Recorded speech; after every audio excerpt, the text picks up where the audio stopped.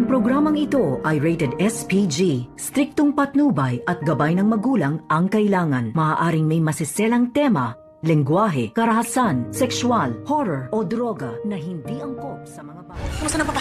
It's okay.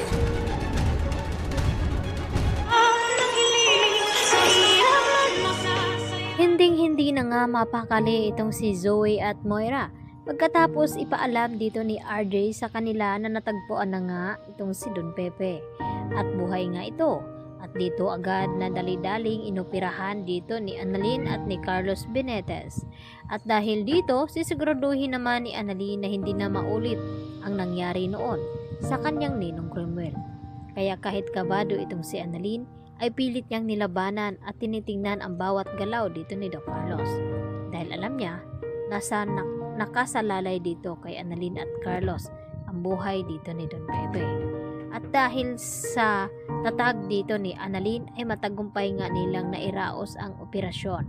Kaya naman nang makalabas sila sa operating room ay agad na sinalubong sila dito ni RJ at Giselle at tinanong kung kumusta na daw itong kanilang ama. At dito naman na hindi agad makasagot itong si Carlos.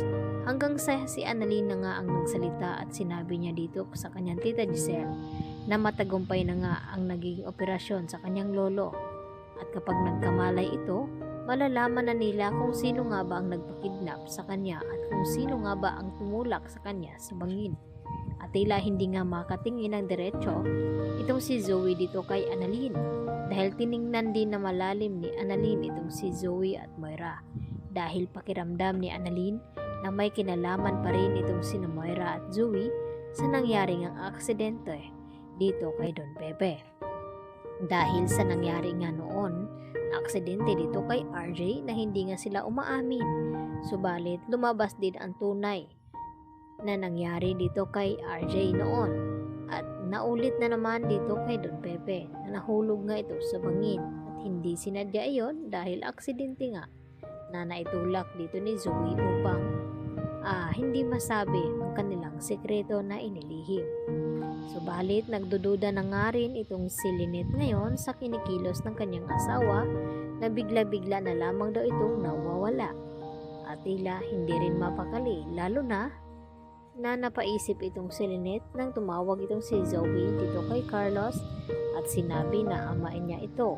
Kaya lalong nadagdagan ang mga hinala dito ni Lynette kay Carlos Benitez. Samantala, alam naman natin at alam ni Lindon na lolo niya talaga itong si Don Pepe dahil itong si Zoe ay hindi naman talaga tunay na anak dito ni RJ.